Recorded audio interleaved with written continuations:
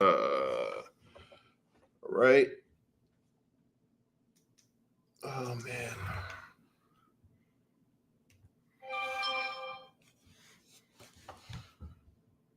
Happy Monday. Hope you're enjoying the day off or you're staying warm. Whatever it is, I hope you guys are good. Give me 1 second here. I know it's a little quiet. Um, Man. Okay, so let's see. Wanted to get some music going.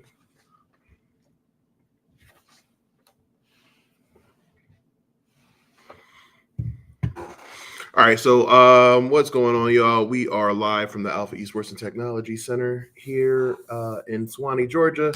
I am your host, or should I keep saying host? I don't know. I don't know what's going on, but thanks for joining. We are going to get started in. Make sure this is good. Okay. Yeah, we're going to get started in our Haiku Forge and see what's going on there, as well as doing a little bit of Q&A before we have some of our sessions starting later on this afternoon.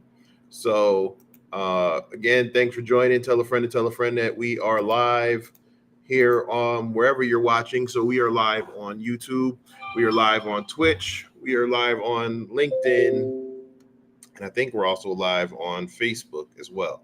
So shout outs to everybody watching. If you have any comments, questions, concerns, you can leave that in the type it up in the chat. Give me 1 second.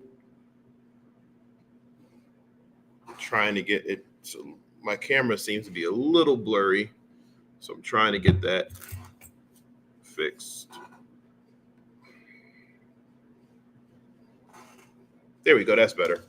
All right. So last time we were on, we were trying to build out our forge in Haiku. So for those who don't know, Haiku is a training platform that is a gamified experience to teach basic Linux skills as well as some ethical hacking skills. And what we were trying to do was build out our training range. Now I'm going to try to see if I can make some changes. I don't like the design anymore. But what we wanted to do essentially was build a range where you can come in, and like I said, our attack workstation should be over here.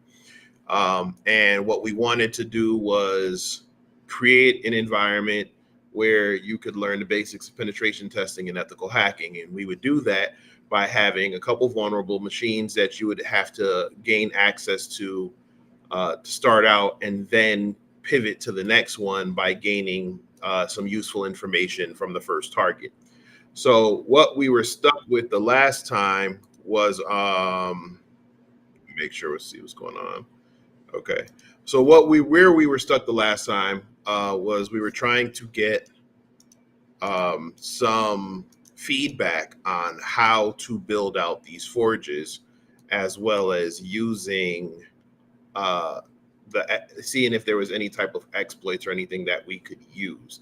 Now, seeing that we've played through the first part of the World of Haiku, we do know that that is indeed possible, where you can create some type of exploit or things like that. But it's just not proving to be working for me at the moment. So we're going to try, like I said, we're going to try to do a couple things again.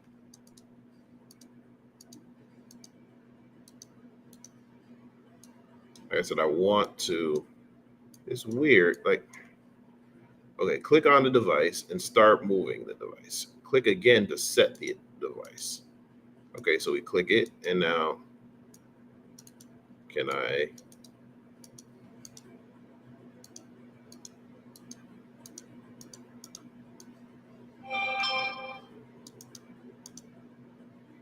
Click on the device, left mouse button. Okay. and start the moving of the device.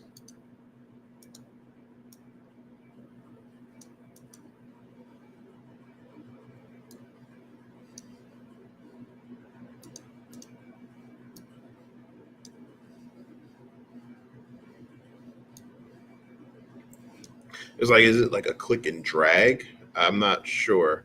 Okay. But I want this to move over here, but instead it keeps being pushed elsewhere.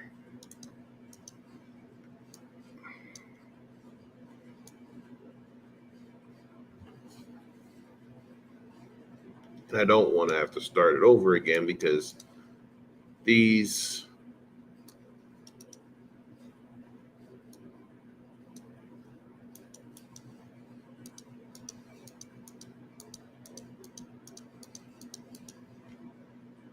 I really don't want to have to start this over again. I don't understand why it's not working.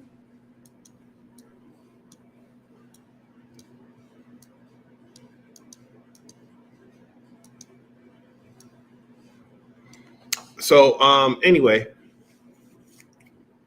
what I end up wanting, like I said, I think I mentioned it in the last one. I want to use um, this training range that we're creating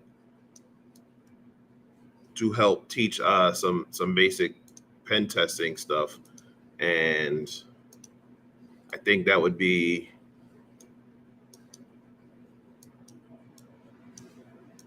a cool way to deliver um, the ethical hacking material. So if anybody is in contact with anybody from Haiku, if anybody from Haiku is watching, please get in contact with me. I'd love to talk to you, or speak with you about how we can make that happen. All right, so I don't. All right, all right, all right, all right, all right, all right, all right. Okay, we're done. Sorry, y'all. Getting frustrated and it's not working. So I'm gonna switch back. We're gonna come back here for a second. Let's stop sharing. All right. So while I get everything set back up, I'm sorry. I don't have the I don't know why it's like just not allowing you to move it how you need to move. And so before I have, you guys just watching me on stream, literally constantly clicking things, I would rather get everything going. What's going on, Bit Native? Yeah, like I said, I don't know what's going on. I would love to. I'm going to speak with them. I said because I mean the game itself has been really awesome. As we went through, you could check out the previous videos to see. I think we did like 8 or 9 videos on the mission. On the different missions. So I said I want to be able to create something very similar. I just, like I said, and I don't want to do anything that kind of takes away from that because it is really an awesome concept. So, but thanks for joining. They need to get the React weight up. Hey, look, like I said, you know what? It's a work. Again, I know it's a work in progress. Like I said, I'm curious to see how it's gonna work out over time. Like I said, I want to get in contact with a couple folks. So I know it's been the holidays and people are just kind of getting back into the swing of things. So I know people are probably really busy right now. But other than that, man, like I said, what's going on? Happy Monday. Hopefully you are not caught in any part of the storm, um, and you're safe out there. I know a lot of people are having some issues. Um, I know a few people lost power, and I said I just hope everybody's staying safe and staying warm, especially up in especially in those areas that are affected by the storm. We're supposed to be getting a lot of cold coming very soon, um, which is crazy because I moved down here to avoid being in the cold, and here it is, all these years later. But I guess I'll take the cold over having to do a lot of shoveling, because that's no good to anybody. Like when I was able to get my money up and get myself a snowblower, man, that was like life changing for me. And even then, you still had to shovel to a certain extent, but uh, it was so much easier. Like I said, if there's anything that appreciates us moving, it's definitely my back. But yeah, like I said, I hope everybody else is safe and stays safe out there. All right, so we're just gonna go back and start fresh. So we're gonna go here. Yeah. Oh, yeah. Yeah. Texas is crazy, and that power grid. That power grid is ridiculous. I hope they fixed it from the last time, but that's a different conversation for a different day. Let's just say I highly doubt they learned their lesson from the last time.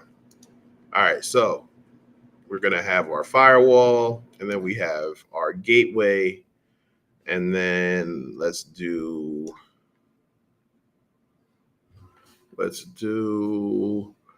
our router.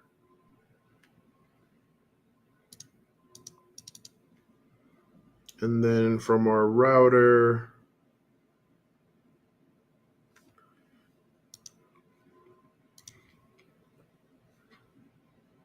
I just didn't like the fact that it just looked so out of sorts. But from our router, we'll do a workstation here. This will be our tax station. And then we'll do one here. But then I also want to do, like I said, I want it to be in a separate network, right? So if you were on last week, I actually drew this whole diagram out of how I wanted it to go, and I'm thinking I want to stick to that, but I'm just trying to figure out what's the best way to do that, because I the one I did originally had like two routers, and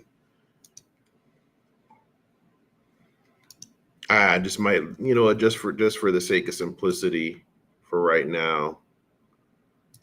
No, I don't want a second router. Stop, stop, stop, stop, stop, stop. Give me a workstation, and I want the workstation. So we have here.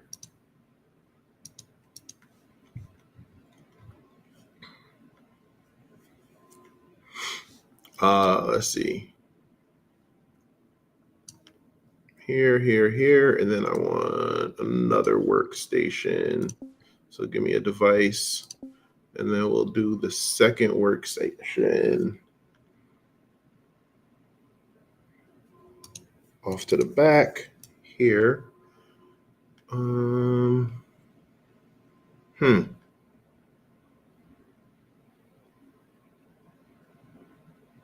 Let's leave that like that for now. If I can, just because we're having issues with getting everything set up, let's leave it like that. And then we'll just go from here to the gateway, from the gateway to the router, from the router to the attack machine, and then from the router to this workstation, and then from the router to that workstation.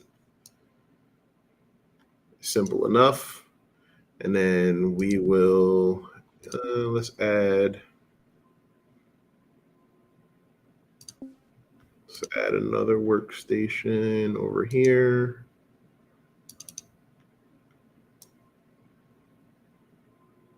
One, two, three.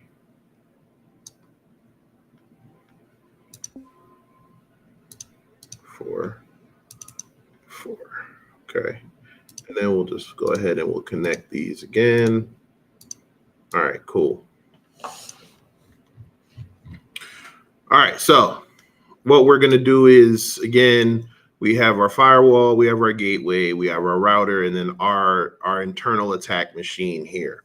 Now, what I want to do eventually is, like, I want each of these to kind of build off of each other, just to kind of give you some insight into what I'm thinking. So what I'm thinking is, like, this will be the baseline, and then as we learn more skills, we'll add to this range, right? So right now we're simulating like an insider attack or like an internal penetration test. For those who aren't familiar with penetration testing, you can do, when you're doing network or infrastructure pen testing, you can do external or internal. External is just that you're testing from an external standpoint, so you're not on their actual network. So you're trying to gain access from outside of their network. This can be through accessing a web application, or if you can get in through their router or through their Wi-Fi and then get in internally onto a system, or if you can fish or social engineer someone to gain access that way. So basically, externally, you're outside looking in, trying to get inside. Internally is also known as like an assumed breach type thing, where it's pretty much assumed that someone's going to get in through one way or another, again through any of those methods that I just mentioned or some other methods. And from there, they're trying to see what they can gain access to.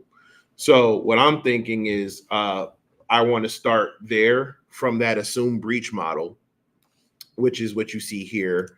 So you have your internal systems, your internal network here, and then you have your workstation, your router, and what have you.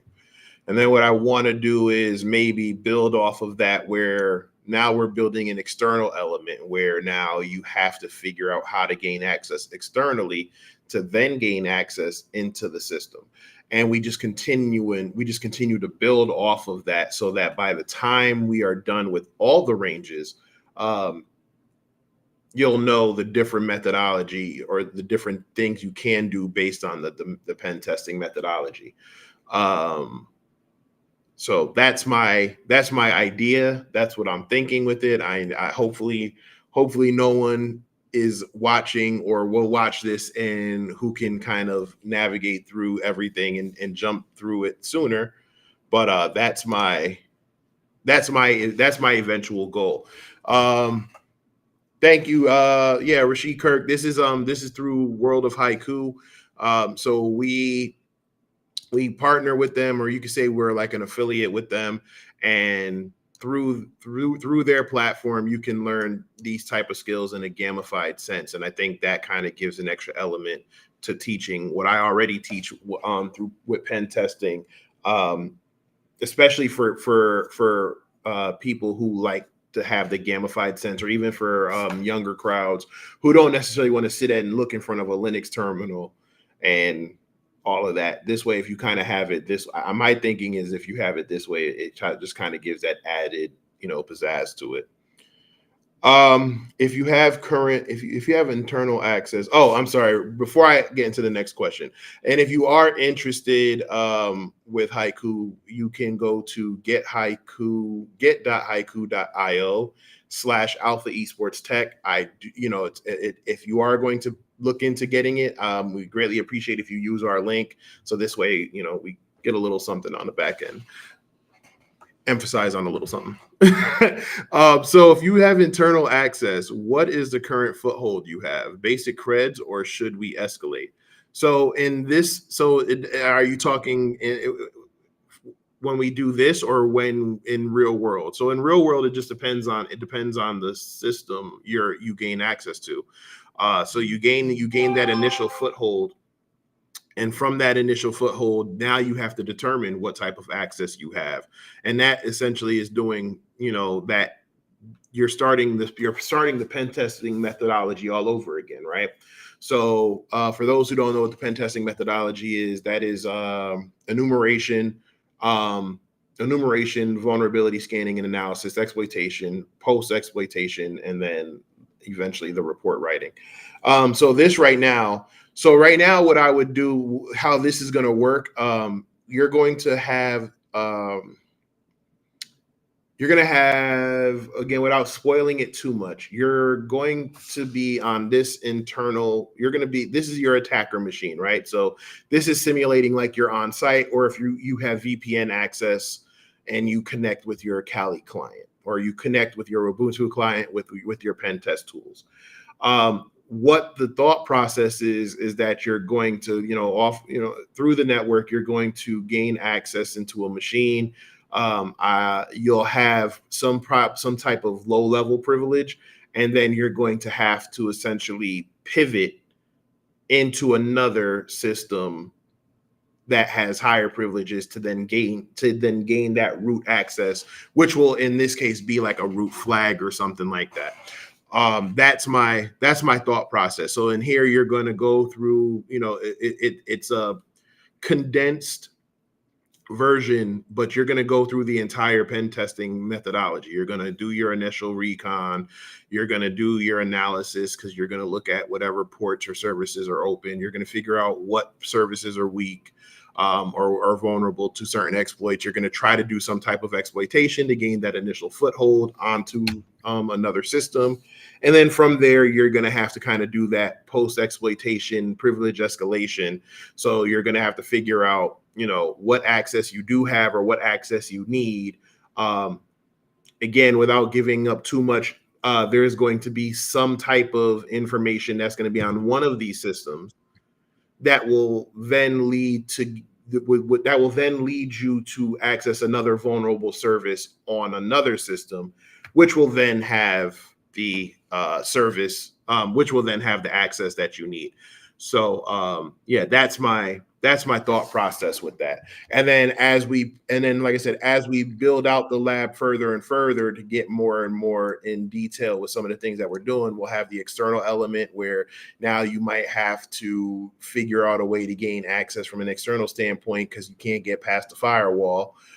So how else would you do it? Are you going to phish them? Are you going to do whatever? Or if you have access where you can gain access to the router because they have Wi-Fi, is there a vulnerability on the Wi-Fi that allows you to gain access to the router, which then allows you to try to pivot to different machines? So that's my thought pattern, or my thought process, going into building out this training forge. So again, because this is still fairly new, again, I'm trying to figure it out as I go. So bear with me here. But like I said, I did reach out to the team over at Haiku, and like I said, they're usually very quick with the responses. But like I said, I also know, we're in the second week of the new year, and companies or people are just coming back in from their vacations, or so trying to be a little patient with them while I figure this all out. So yeah. So in the meantime, I said I think this is a good place to start with. So we'll go ahead, and again, it's just, I know there's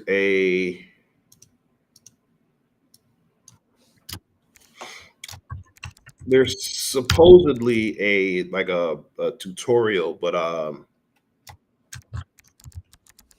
I don't have access to that, so I'm gonna see what's going on with that.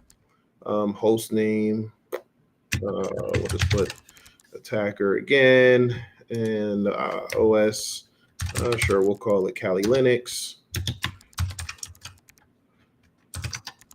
OS version, I don't know the OS version. And then for root for users, no, that's a service. We don't actually need to worry about that. For users, we'll just say we have root. Never use weak passwords, everybody. Weak passwords are bad. Even though I just did one for root and tour, but everybody knows that was actually the username password for Kali Linux for a very long time. Now it's, I think it's like Kali. I don't know. Like I said, that's one of the things I make sure I do when I first start out. I update all my SSH keys, do all my updates, and then change usernames and passwords. All right, so we have all of that. We have our workstation. Again, this is all right, cool. So we're good here. Now we'll hit apply.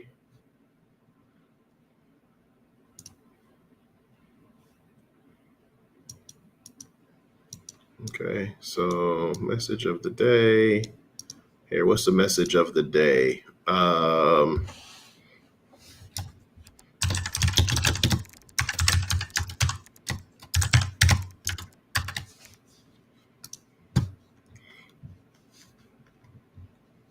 If you guys haven't done so already, and like I said, I did the message today for join the wolf pack.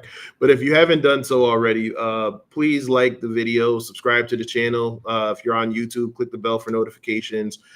This way, you'll be notified when we do go live. We are still in the process of building out so many things at the same time. So again, for those who don't know, let me just go over here real quick. So for those who aren't familiar with what we're doing, we do have tech and cybersecurity training and classes, but we also have a gaming facility here in North Georgia, Sewanee, Georgia, to be exact. And we are building out our esports teams. We are building out our casual gaming and our open gaming hours and gaming sessions. We're building out our STEM classes and STEM courses. So we have things with Raspberry Pis and Arduinos and things like that.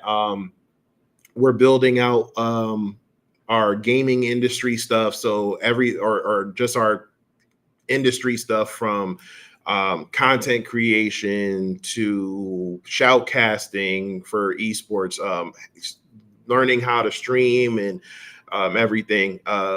We have a lot going on. So I want to share this journey with everybody. Obviously, I want more people to come to the center as well. But like I said, for our online folks or for our folks who can't be here in Georgia, I don't want to exclude anybody from this community that we're trying to build. So if you could like the video, like the stream, subscribe to the channel wherever it is you're watching, because again, we are streaming on so many different platforms right now: YouTube, Twitch, Facebook, and LinkedIn. Make sure you follow us. Follow us on all of our social media. Everything is Alpha Esports Tech. Like I said, we have a lot going on, and like I said, I want to kind of share this whole journey with everybody, because again, we're just building up this whole community. Jonathan, what's going on? Thank you for joining. I hope thank you. I'm glad you found us, and again, hope you like what you see here, and you continue to follow us on this journey. So I was just saying, we are creating this community, but we also have a physical center in Sewanee, Georgia, that we're building out for our local folks, and then we're also building out a virtual community as well. And our trainings are, we do hybrid. So when we do start launching some of our trainings, if you are interested, we will offer that online as well. So again, can't do that if you don't know about it. You don't know about it unless you follow us or subscribe to us, or you're in our mailing list and stuff for that information. Speaking of which, we are doing an introduction to ethical hacking workshop February 24th. Um, so we'll be doing that. It's about a 4-hour workshop, and we're going into we're actually building out a virtual lab. So we'll use something like VirtualBox or VMware, and then we'll go download some virtual machines. We'll get Kali set up, and then we'll go in the process of learning how to do basic pen testing using that virtual labs. And then this way, when even after you're done, you can still go back and build out your continue your learning by downloading more CTF machines and CTF labs that can help build out those skills. So again, like the video, subscribe to the channel, get the algorithm jumping on this new channel. We also have another channel called Alpha Cybersecurity.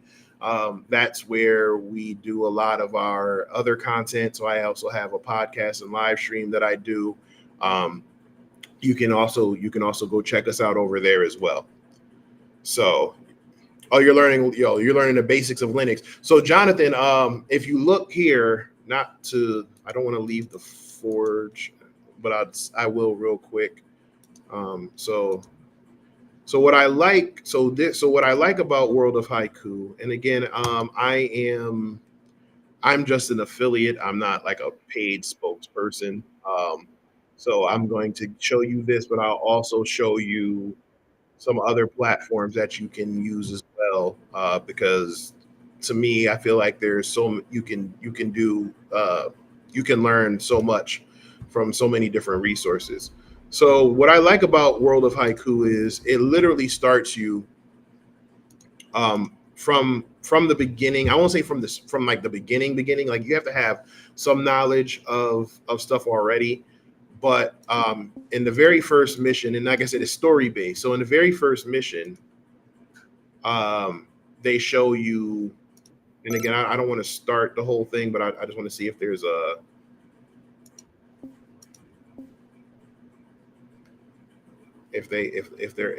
okay, so it doesn't look like you can. I wanted to see if they would show you all the mission objectives starting out. But what it does is it shows you it gives you the basic commands in Linux, and then there's a story attached to it. And that's what I really liked about it, is that it made it entertaining in a sense where you're learning the skills, but they're telling you, you have to learn the skills because I don't want to spoil the story, but you've been recruited by an organization because there's another organization who's looking to do harm to the world, and essentially you're their only hope, right? And then as you progress, you learn more skills, but then you get deeper involved in the story. And then when you get to around this point, now you're putting a lot of the skills that you've used in Linux to the test, right? So here it shows you the system navigation. So that's going to show you how to like change directories and do stuff in Linux. And then here you're learning tools like curl and ping, and then you learn nmap and you learn SSH. But as you start getting in more entrenched into the game, you're going to have to put all of those skills together. And then there's going to be certain things where you're going to have to do it like on the fly. So there's going to be scenarios where it's going to put you in a challenge scenario where, it might be time based or it might be whatever, where you have to remember everything and put all the pieces together that you've learned. So I find that very helpful. But there are also, if you're also learning Linux, there are so many different resources you can get, you can learn. So I'm not sure what you've been learning so far, but there is a really good book out there, learning the basics of, like Linux basics for hackers. You could check that out. There is Try Hackney. Try Hackney has some Linux basic stuff. And again, just kind of building out your own lab. We even in that introduction to ethical hacking workshop that we're doing on the 24th, there's a whole Linux module that we go through where you're learning how to navigate through Linux. You're learning the Linux file system. You're learning the differences in Linux, that and the different versions of Linux or different flavors of Linux.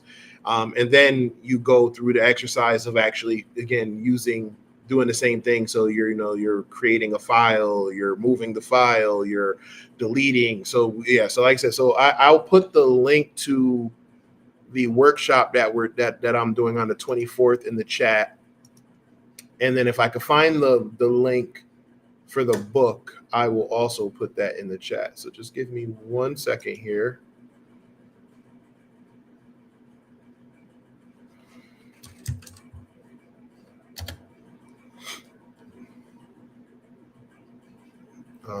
So like I said, if you see, we did one back in October that went really well.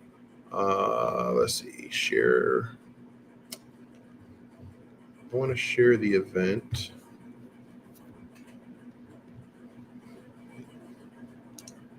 Yep, here we go. All right, so that's the link there for an Eventbrite for the workshop that we're doing on the 24th. And again, if you're local, you can be here, or like I said, you can do it virtually. We'll be doing it over Zoom. And like I said, I'm gonna make sure I try to find that book. All right, so let's try to get back into the Forge.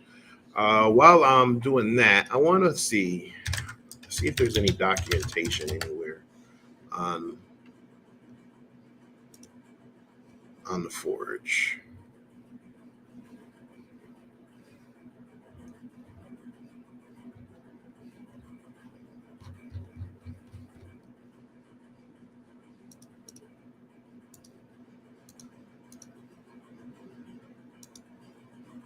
So I don't see.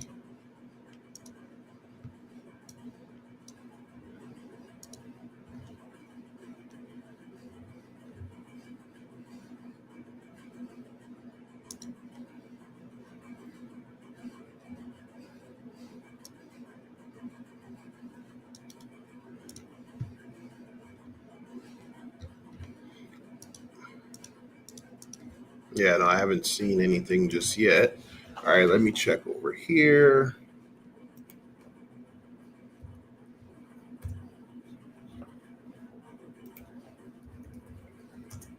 Bear with me, y'all. I appreciate y'all rocking with me on a Monday. Like I said, I know it's a holiday and y'all probably hanging out, or y'all trying to stay warm out there. All right, let's see. I actually did find the Amazon link. So I went looking for one thing and stumbled across the other. So I'll just throw that in the chat too, for the Amazon link.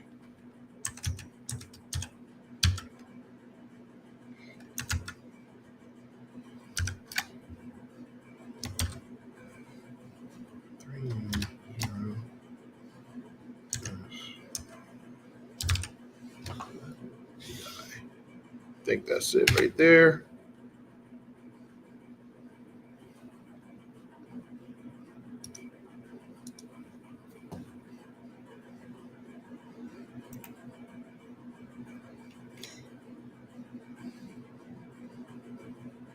Yeah, I think that's the link for the Amazon. Okay, so that one is the Eventbrite, and then the other, did I just delete it by accident? And I'm having all kind of problems today. All right, so I'll try to put that back in there again after the fact. But yeah, so we have the workshop on the 24th. I'm going to try to get that book for you. And now back to our regularly scheduled program. We'll back out.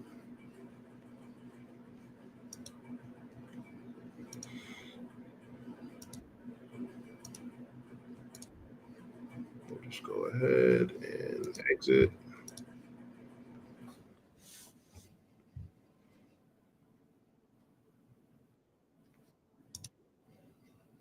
Oh, geez. Come on, Davin. Get it together. Let's see. Nah, no problem. No problem. Like I said, I'm trying to find. I thought I put that link in there for the Amazon link for the other thing, but it doesn't seem to. I guess I must have did it by accident.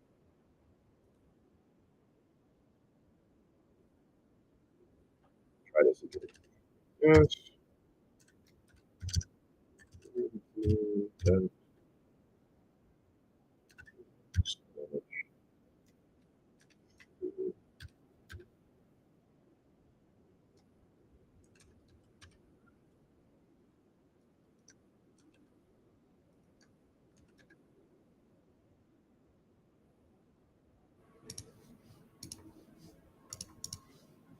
Maybe that's not it.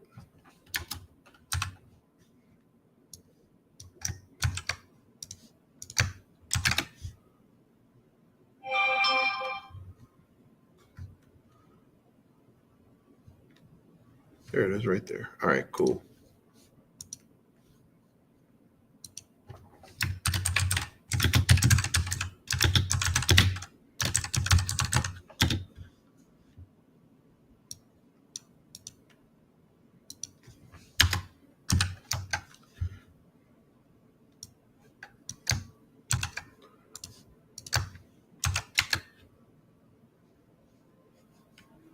Okay.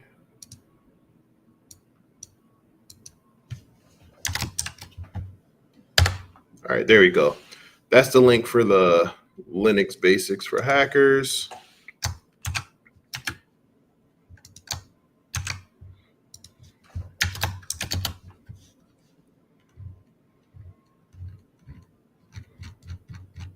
And actually, it'll bring up a couple things that you can see in there. So there's actually a mouse pad with a cheat sheet in there and everything. All right, so now let's try to get back into the Forge. I done jump back into the story again.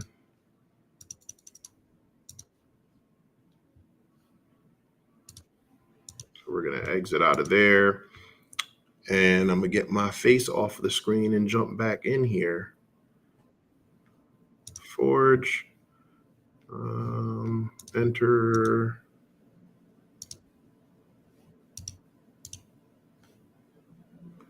And we're doing environment 2. And I will go back now and share my screen again.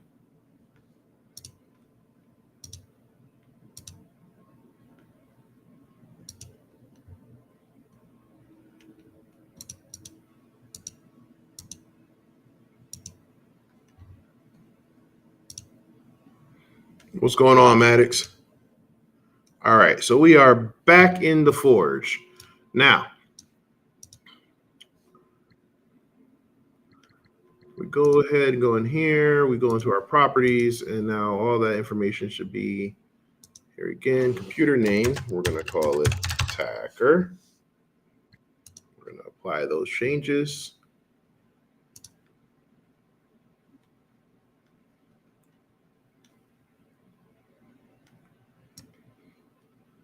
Okay, we want that. Okay, and now for the rest of the network, I want to hide. I don't want them to show up on start. So we'll start here. You can get rid of that one, get rid of that one, get rid of that one, and then get rid of this one up here. And then we need to name them. So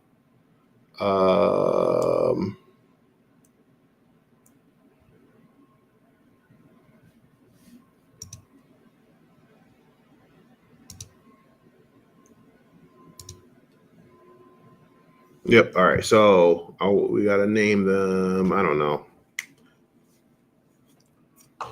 Just name them workstations for now.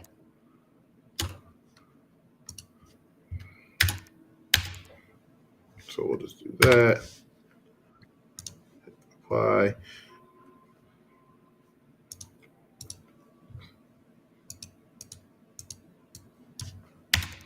I gotta get all of that stuff fixed, Maddox. We'll apply that.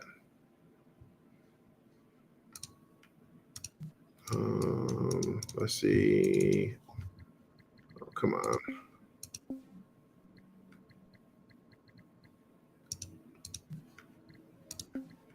Properties. Call you 3. Move you over here. Apply changes. And then lastly, up here, I got to stop doing that. Here.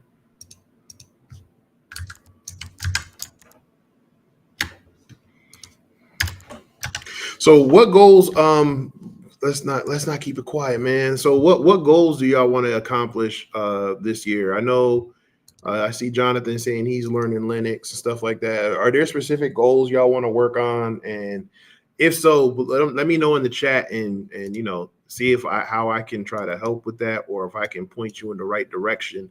Because do I really want to go on a rant right now? Let's just say over the course of the last couple of years, no, I don't want to publish it. Oh, oof, okay. Yeah, over the course of the last couple of years, I feel like the tech landscape has changed.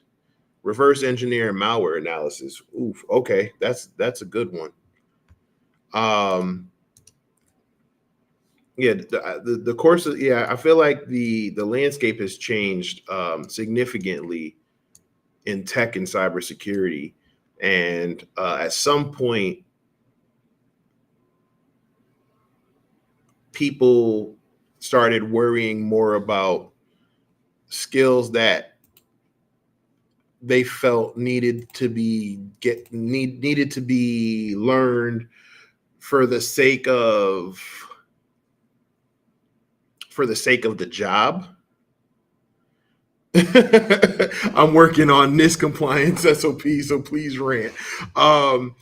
So yeah, I'm trying to figure. Yeah, so it's like, you know what, I feel like after 2020, and I'm not going to name any names, but everybody running around screaming that they can, get into tech and make 6 figures in 6 months, and they don't need to do all of this training, and they don't whatever. I feel like people got sidetracked and got away from learning actual skills. They learned whatever they needed to learn to pass whatever it was they needed to pass to get that piece of paper or certification, just so they can get the job. And now with all of these layoffs, it's exposing a lot of things. One is exposing things that we already know, which is corporate America is greedy, and honestly, it's unfair. But two, more importantly, people are getting laid off, and now they may not be able to get that job again because they weren't truly, I don't want to say they weren't truly qualified in the first place, but they didn't have the skill set. They only learned what they needed to learn for that in that particular job. So what I want to do in 2024 is get back to the essence of actually learning things and learning the skills and doing things like you see here with this lab or with our workshops or some other things that we're going to be announcing very, very soon, to give you the hands-on skills so that not only will you be able to be equipped for the next job you want to get, but also the job you after that, in the event that you do get laid off, that or in the event that you decide you want to go into business for yourself, right? I'm a pen tester, so I want to move into teaching and training. For one, I have to definitely know my stuff to do that. But if I want to take on a gig here and there, or I want to take on a contract, or I want to become a bug bounty pen tester, you still need, these are things that you really need to have the skill set for, because if not, you will not succeed. You won't get that next contract. You won't be able to command that dollar amount that you want to command for your pay rate as a contractor. Bug bounties, you won't find the right bugs, right? Or if you do, you're not going to be able to create something that's going to have enough impact to get you a high severity bug that will then actually pay you better money. So I want to get back into learning the actual skills. Let's get away from learning for the sake of, whatever. Yes, getting paid is the name of the game at the end of the day, but learning just so you can get that when in 3 to 6 months you can get let go, I think is crazy. So in your opinion, it says, hold on. What is your opinion that is booming in a must learn skill? It just all depends. I think you're saying with reverse engineering and malware analysis, there's definitely a need for that. I don't want to just jump on and do what everybody else is saying and say AI, but AI is definitely something that you should learn, not necessarily just for a job standpoint, but how you can also make it help you. A lot of people are scared of AI. A lot of people are thinking that AI is going to take everybody's jobs, and rightfully so. AI is going to replace some work. I don't think it's there yet in all of cybersecurity or in all of tech. I think that there's a ways to go. But just like the cloud, when everybody was scared of the cloud, we were saying, hey, the cloud is going to change the landscape of a lot of things, but there's also going to be a lot of people there's going to be an in-demand field because there still needs to be people who needs to know how to deal with the stuff in the cloud. So yeah, AI, cloud, yes, AppSec. You're saying AppSec is a major AppSec web pen testing. I think if that's where you want to go with it, right? I know some people who despise AppSec or web app pen testing, and prefer doing infrastructure pen testing like Active Directory pen testing. Me personally, I don't care for Active Directory pen testing. I'm definitely on the AppSec side of things if I had to choose. So web app, APIs, mobile, cloud, I think that it just all depends on your preference.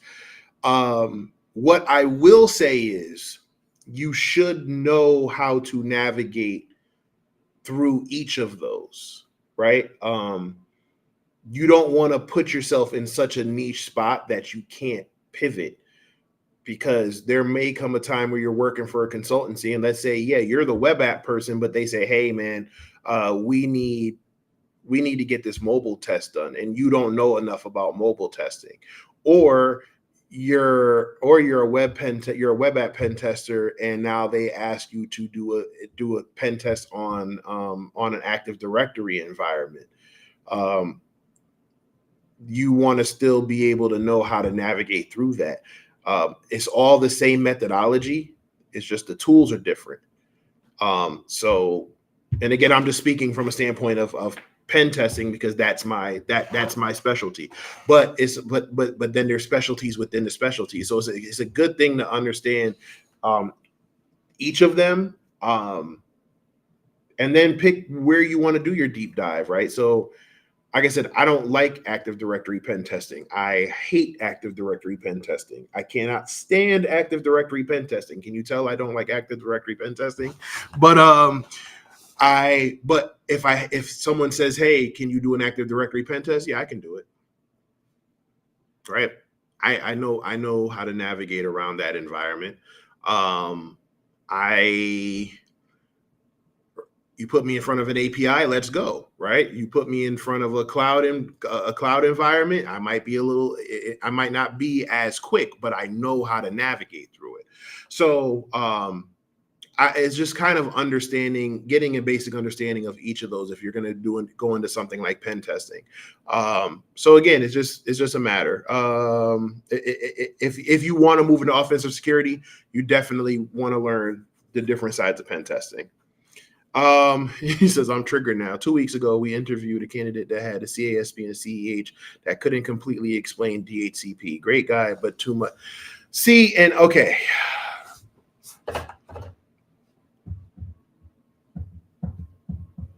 Second rant incoming. But that's my point, right? So a CASP is considered mid-level, is a mid-level cert, right? So you have people who are listening to other people, and again, I'm not going to name names because want to I don't want to mess up nobody's thing, right? Because it could be coming from a good place and they're just misinformed. You do have some that are just flat out lying and scamming you. But I'm trying to be a better. I'm not ready to go there just yet. InfoSec Unplugged will be back very soon, and maybe I'll do it then. But network pen testing is network pen testing or infrastructure pen testing is it's basically the same thing as Active Directory pen testing. But we say network or infrastructure because that can also be considered if you're doing a pen test if you're pen testing a Linux environment as well. But then if you're pen testing Active Directory in an Azure environment, that's cloud, right? So it all depends. But yeah, back to my rant. You have these folks who are telling people to do things like, oh, get the CASP or get the CISSP, and you barely have your foot in the door. The CISSP literally tells you have to have 5 years of experience in the certain field or in the different modules for the exam. But you have people who are telling people how to do that. Then you have folks on platforms like LinkedIn who are essentially giving you the brain dumps to pass the exam. And now you have these people who should know better, but because they see the $ attached to the certification, they willfully ignore the facts, right? And I say willfully ignore because, again, if you're going to be in this field, you need to know how to read and disseminate information. And you have, not only do you have it written everywhere, you have people telling you that you probably shouldn't do it, but because it doesn't agree with what you want to hear, you're going to ignore it. I'll share a personal story. I remember back in 2020, 2021, when all of this hurry up and get the bag, even if you're not qualified nonsense started.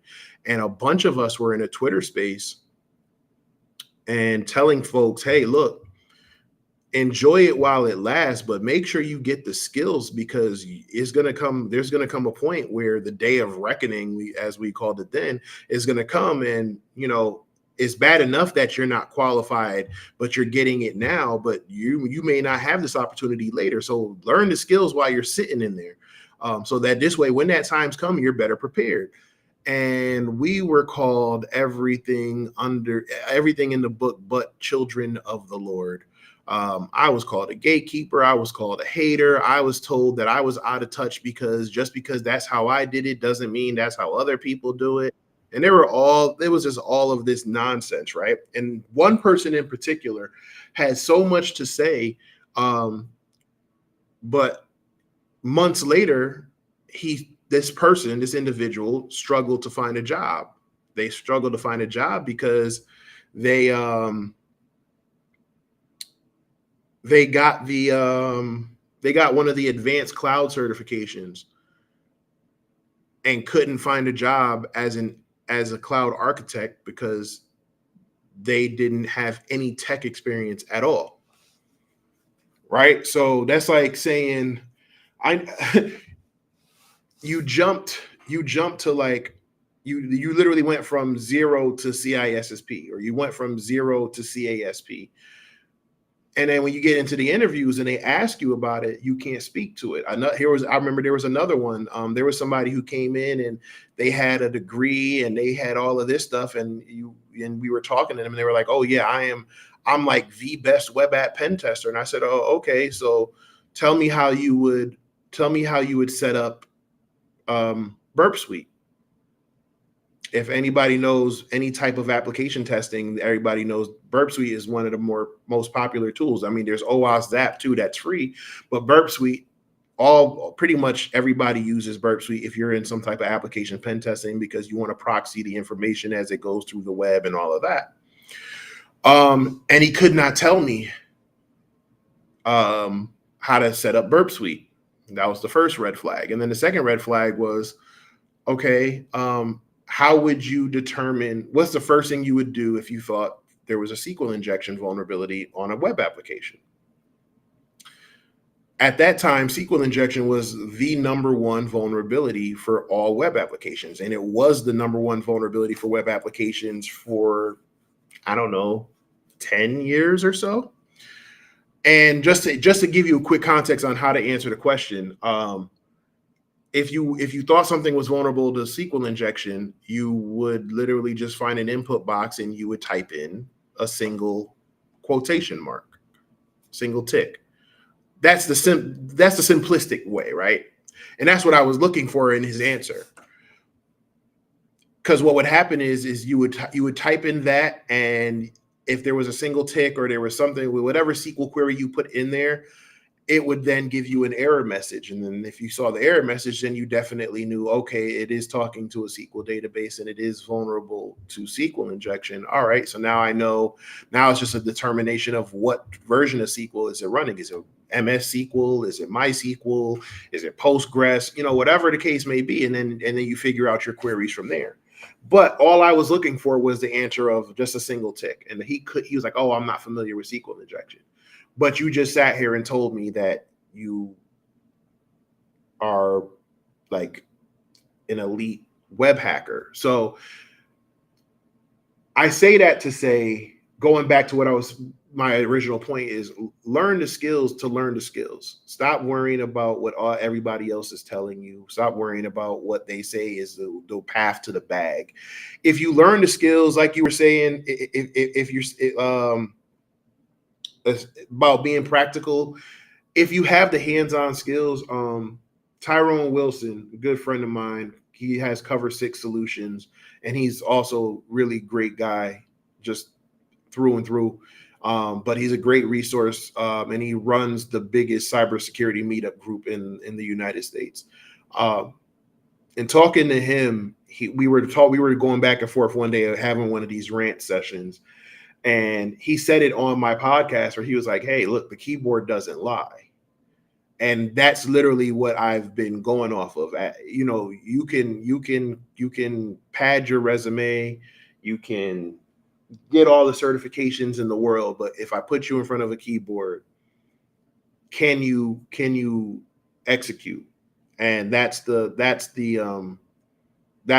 motto. That's the methodology that I've gone off of. That's why I try to do everything that I create. I try to make sure there's a hands-on element to it, so that this way we're not just talking to Amput's point. It's not just theory. I want to give you the theory because you have to know the theory because you have to pass the certification, but I want to add the hands-on to it because that's what's going to pay you. That's what's going to get you the bills.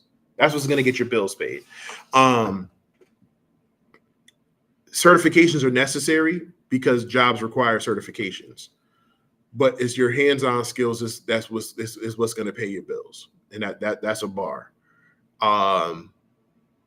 So learn what you need to learn from the books and learn what you need to learn for the certifications, but make sure you're doing what you're supposed to do to get those skills, because the certifications aren't going to be worth the paper they're printed on if you can't do anything about it. And if they tell you, hey, you should probably have a few years of experience, make sure you get the experience. Be patient. Everybody's rushing to get these 6-figure salaries and stuff like that. And yeah, there's money in tech. I'm not hating nobody. I'm not counting nobody. I'm not trying to count nobody's pockets. But what good is getting the bag if you can't maintain it? What good is getting the money if in 6 months you whatever, right? And then on top of it, now you done created a lifestyle for yourself, because in that 6 months you done, oh man, I done came up and I done did this and I put my money here and I started buying this and I got a new car or I got this. All right, and then you get laid off, and now you can't find the job because you never actually mastered any of the skills. Not mastered, but you never improved on that skill set. All right, rant over. Let's see. Let me see. I'm working on my OSCP, OSWE, Woo. Okay. Okay, so you got a busy 2024. But yeah, I definitely like the practical approach. Um, like I said, I like the theory of it, but I like to do. You'll learn. For me, I think you learn the theory, or you can develop or disseminate your own theory once from the practical. And I think, again, not to toot my own horn, but I think that's why my workshops or my trainings do so well, because I can tell you from a practical standpoint, you know, this is what the book tells you, or this is what the CEH tells you, but this is what you did, but this is where you should try to do a deeper dive, or this is where you should probably look into something else. Um, so Jonathan, I just want hands-on training. No, I agreed 100%. Like I said, there's a ton of it. Again, I'm not attached to anybody, so no one's paying my bills. Um, so you can look at things like World of Haiku, and you can get their membership program. Try Hackney has a bunch of courses for free, but I would highly recommend getting a membership for Try Hackney and getting in there. Um, Hack the Box, you can do Hack the Box now. I know they have like a beginner path, or they have a path now. In the past, I would have said probably do World of Haiku and try Hackney first, or build your own lab first and then go to Hack the Box.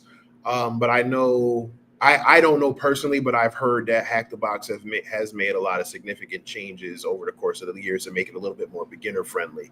But then again, I hate to sound like that. Back in my day, but when I got my Hack the Box membership, you had to literally hack your membership, right? You had to actually go through a process to get your membership on Hack the Box, um, and that was from there. It kind of set the tone of, oh yeah, no, this isn't for the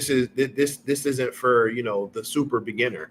So and Hack the Box had that reputation for a while, and like I said, I know they've made some changes. So to each their own.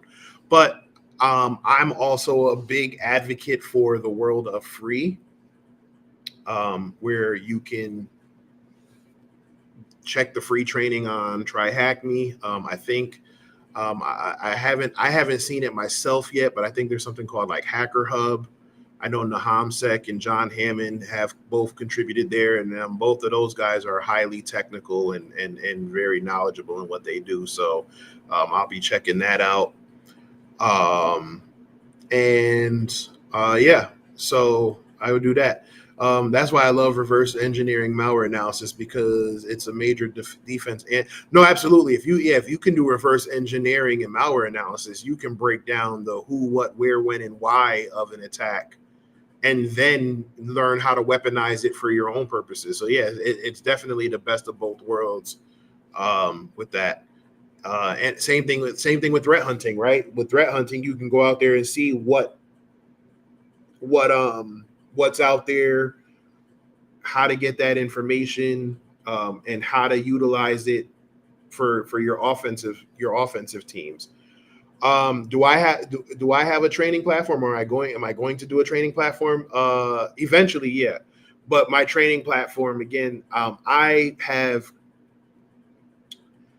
do I put this? I don't want to say I'm like a retired hacker, because I'm still doing hacking. I'm still doing a lot of training assessments, and I still do pen testing for a living, on a contract basis until until something else lands. I was affected by the major layoffs, but I was told straight up I was more laid off simply because of a financial thing. They, with all the layoffs and everything that they're doing, they want to kind of cut back on some of the salaries that they were paying.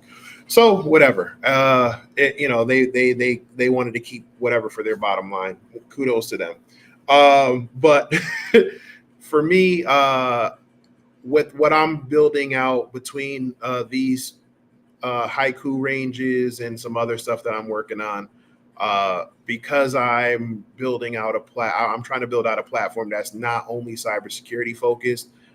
It's going to be tech. It's going to be all aspects of tech, especially when dealing with the gaming industry. I don't know if you heard when I was talking earlier, but I own an esports and gaming center in Georgia, and I want to use I want to use esports and gaming to also be the bridge to have conversations about careers in tech and some of the transferable skills you get from playing games or just being a gamer in general.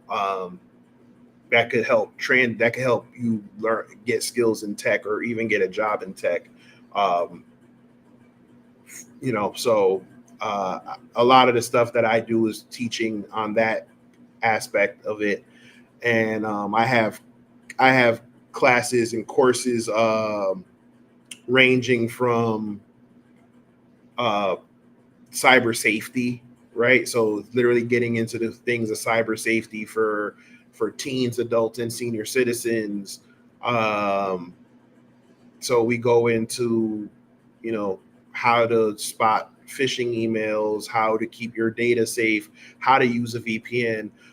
But then for our teens, we get into things on like online gaming safety, um, and the ramifications of cyberbullying, not just the social aspect or the emotional aspect, but the actual criminal element of it as well. Why you should use passwords, and then to the point of saying being practical, everything has a lot of the stuff has a practical element to it. So, for example, in our passwords module, we actually show why you should create complex passwords or use password managers, because not only do we show you how fast does a simple password get broken, we actually teach you how to crack that password. So we have stuff like that as well. We're teaching courses on content creation. We're teaching courses on how to do, shoutcasting for esports. So basically, for those who aren't familiar, shoutcasting is like doing the play-by-play. So like if you're watching any sporting event, there is a play-by-play announcer and a color commentator. Um, Gaming events are no different. So we teach how to do that. We teach how to set up your stream and do things like like what I'm doing here on Restream, or how to use OBS, um, set up lighting and all of that. So there's a lot of stuff that goes into it. And then like I said, and then on our tech side, we have a whole bunch of stuff. So, we're going to be doing like basic coding, literally from like Scratch to Python, maybe a little bit of Lua, which is the language I think Roblox is coded in, a little bit of JavaScript. And then for our hardcore techies, then we have our, introduction to ethical hacking. I'm going to be doing a whole deep dive into application security. So when is this? So we're building out some stuff now. And there's going to be there's going to be a membership model that we're going to offer to our community, in person and virtual. I'm shooting for late spring to have it launched, and then we'll just add more courses to it as we go along. Again, we're trying to we tried to go the partner route and partner with other companies or platforms. They either wanted too much money, or they didn't want it just wasn't a good fit. So we are going the path of actually creating a lot of our own curriculum. By we, I mean mostly me right now. But that's not to say that if you have something you want to teach, or if you have a something, if you want to teach or you want to give a talk and you're local to the area, um, you can contact us, and we can set that up. I actually have some folks here who are going to be hosting their own events, their own training and workshops, and obviously, there's a fee for the facility, but people are going to come in, bring their laptops, and they're going to have like a co-working session type thing where they go through whatever topics and they have. So there's a lot of things coming. This is not only my business, but it's like a passion project of mine, because I knew I wanted to get into teaching and training and getting the next generation uh, ready for the world that's ahead of them, as well as protecting, some of our more vulnerable folks and our senior citizens.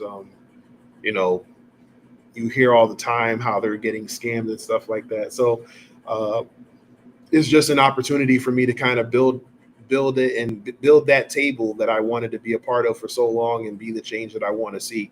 So yeah, so that's what we're doing there. Whew. Did I miss anything? Hold on one second, y'all. I gotta give me 1 second.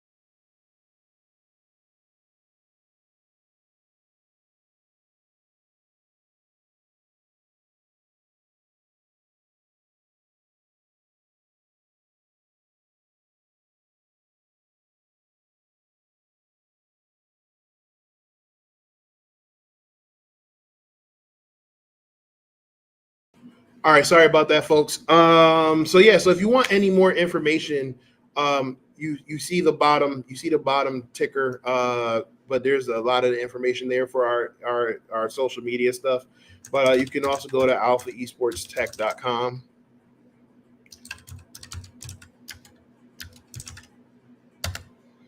You can check us out there as well.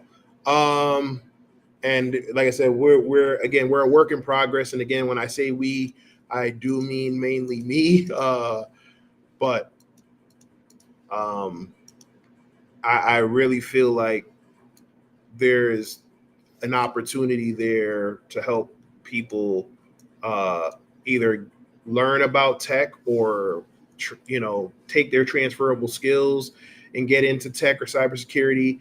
Um, we obviously, we try to keep things affordable, especially for people who are just starting out or looking to change careers, or people who are down on their luck. We try to offer, like I said, I mean, even our workshops. I don't think my workshops have been anywhere from 75 to $100.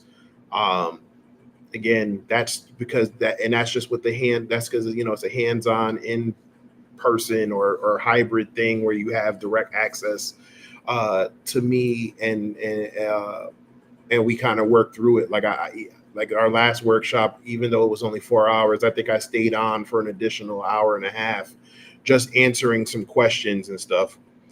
Okay, Jonathan, oh, that's crazy. So I'm actually originally from Connecticut,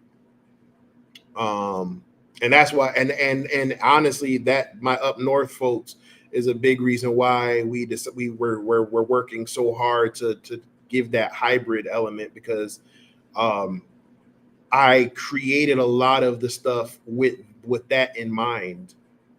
Um, am I a first person shooter guy? I am. I'm be honest with you. I have not played Call of Duty in some time. I enjoy watching like the esports leagues, like the COD League and stuff. Like they just had their one of their events yesterday. So I enjoy watching it. I've actually hosted a Call of Duty Challengers esports team here a couple months ago. Shout out to No Game No Life squad. Um, but as far as other first person shooters, like I've been playing the finals a lot. If you checked out some of the other streams, I've been playing the finals. I don't care what nobody says. I still enjoy playing Overwatch. Um, I don't think Rainbow Six Siege is considered first person, but I like playing Siege. I like the shooters with a lot of with strategies and stuff involved. I played a little bit of CS:GO. I played a little bit of Valorant. I really want to get into Apex, and and then maybe I'll work my way back into Warzone. Warzone, I just feel like there's such a learning curve. Everybody just seems to be moving so much faster than me when you're on the screen, man. So so I haven't played that in a while. And the crazy part is I used to be really good. Like my wife and I used to be really, really good in the old Modern Warfare 2. So this is how many years ago? Like my wife and I used to like literally draw them out. Like I would draw them out and she was on a perch somewhere just with the sniper rifle. And then we had kids.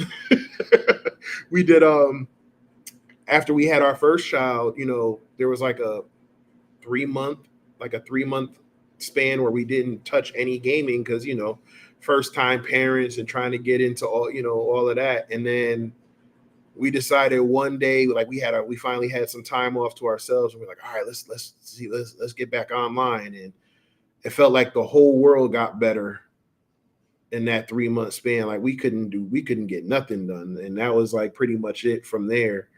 And like I said, I tried Warzone for a little bit, but it just, like I said, it was a lot. Like I said, so yeah, life's load balancer. I like that. But yeah, but yeah, like I said, I play a lot of first person shooters. I used to play 2K a lot back in the day. Like, jeez, 2K, was it 2K8, 2K9? I was big online. Um, like I used to, like I wouldn't say highly ranked. Like I was like in the top. I was in the thousands in ranked in 2K. And then but I just feel like I said, I feel like when done the right way, these kids have an opportunity. And back then esports was a thing, but it was still very niche and not a lot of people really knew about it.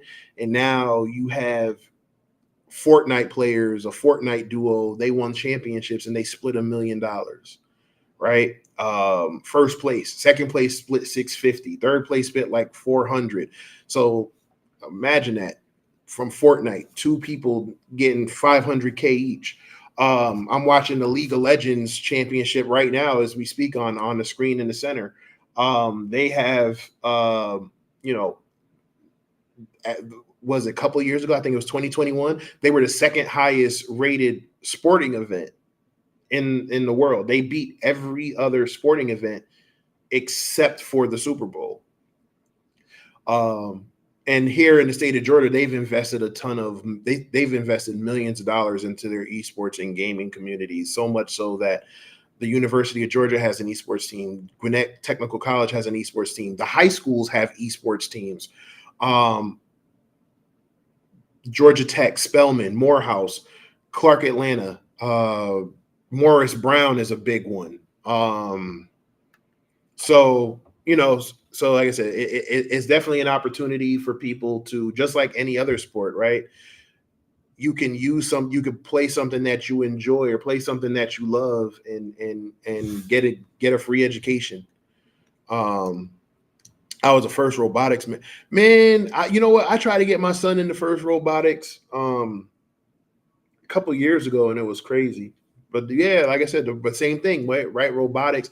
These are all things that they do, and it's like, hey, if you can show the benefit in it, there's something there, right? Like my son is big with Legos, and it's like, now you take the Legos and go into robotics, or you go into there, you can go into tech.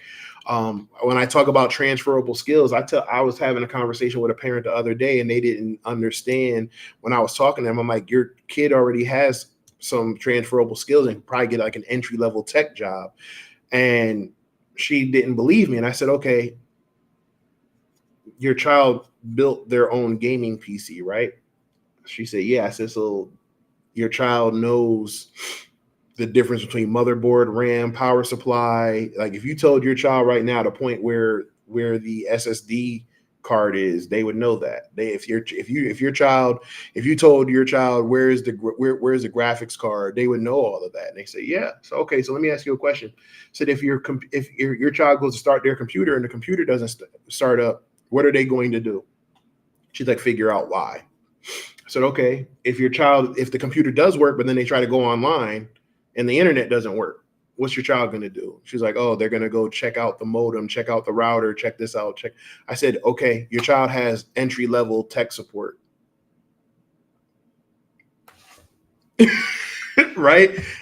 And I was like, because that's literally what we did when I first got started in tech support. It was literally, okay, your computer's not working. Okay, did you do this? Did you reseat the RAM? What is the light on the motherboard when you're doing the when it's booting up? What's the post test saying? What is it beeping when it starts up? Is it an amber light? Is it a green light? What is all of these things? Okay, your modem's not working. Did you turn it off and turn it on again? Your router's not okay. Did you unplug it from the router and go directly into the modem? Do you have internet then? Okay, yes, no. Okay, you're doing the process of elimination. So your kids already have these skills that they're paying. Again, they're not paying six figures for it, but they're paying, $40K, $45K to start. And again, it's not the six figures that everybody's running around with, but it's something to start with. And they already have that. They already have that experience. Now, all we need to do is build off of it, right? My job is to now get them to take the skills that they already know and to build it. And that's what I want to do. And I'm like I said, and then the gaming side is just the incentive, right?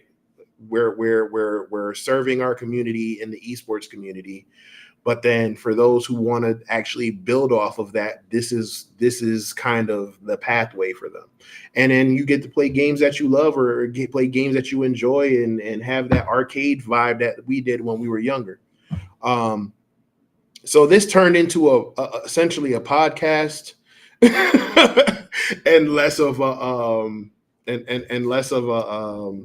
I guess building stream. So I guess we'll have to schedule that another day. But I'm gonna log off because it is almost 4:00 and I have a couple kids coming in to check out the center and hang out. And then I also have my Girls Game 2 event that we do every Monday. So that's our event. That's a safe space for our female gamers who want to come and game and kind of avoid all the toxic stuff. First was great. They cover everything: financial abundance, public speaking, teamwork, professionalism, things that. And see, I do. And like I said, I would love to have some type of robotics program in here someday. I just don't have the bandwidth to learn all of it. So that's where I'm going to have to probably start partnering up and networking and looking at other folk, because I want to do something like that. I want to do something. I want to do something with the metaverse and stuff like that as well. So. But yeah, like I said, we're just getting started. Hopefully, Lord willing, we'll get the funds and the resources and the audience to do all of that. But like I said, thank y'all for rocking with me. Like I said, I've been ranting and raving for about an hour and a half now. So I guess we're gonna have to, like I said, we're gonna have to definitely come back and finish this Forge and Haiku. But again, I hope you enjoyed the conversation. I might have to put this in audio or something, because like I said, now we done created. I went to create one piece of content and created a different piece of content. But thank you to everybody who's in the chat. Again, please like the video or like the stream, subscribe to the channel. If you want more information, you can go to alphaesportstech.com and hit the contact us section so I can get your email addresses. I can add you to our mailing list. so you get information on all of our events that we're doing. And again, we're not just doing, even though we're a gaming and tech center, we do a lot of different things in the community. I hosted a date night event with my wife, who has a custom cake business. So yes, they did a little bit of gaming, but then they also did cake decorating as a couple.